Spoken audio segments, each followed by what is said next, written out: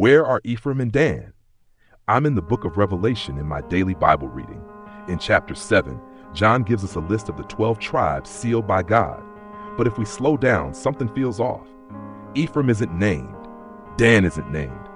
Of the tribe of Judah, 12,000 were sealed. Of the tribe of Joseph, 12,000 were sealed. Of the tribe of Benjamin, 12,000 were sealed. Revelation 7:5-8. Ephraim is folded under Joseph's name, still counted, but hidden. Dan is missing altogether. Why? Ephraim's story was marked by idolatry. The prophets often used Ephraim as shorthand for rebellion. Ephraim is joined to idols. Leave him alone. Hosea 4:17. Dan's history was even darker. Judges 18 tells us how the tribe stole idols and set up false worship. Jacob's words over Dan sound like a prophecy of betrayal. Dan shall be a serpent in the way, a viper by the path, that bites the horse's heel so that his rider falls backward. Genesis 49:17. The early church fathers didn't miss this.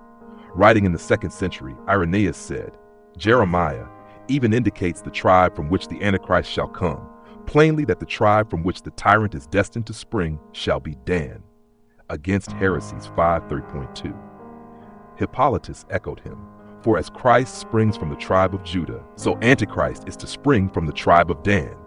On Christ and Antichrist 14. And by the 3rd century, Victorinus concluded, in the tribe of Dan, Antichrist is described, and therefore it is not sealed, lest it be thought that the Antichrist is of the number of the saved. Commentary on the Apocalypse. Now, am I convinced Revelation 7 is literally telling us the Antichrist will come from Dan? No, but I am convinced the fathers were right to see in this omission a chilling picture of apostasy and falling away.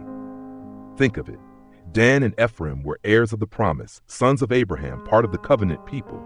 Yet they abandoned it. They walked away from grace. They remind us that having the name does not guarantee having the faith. That's the warning.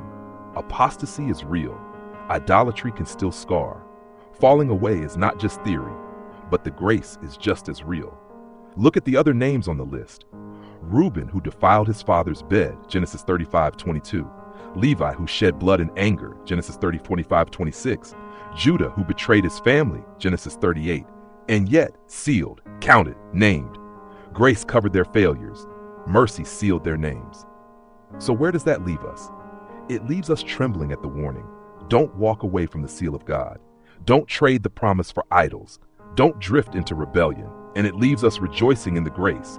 If God sealed Reuben, Levi, and Judah despite their failures, he can seal us too.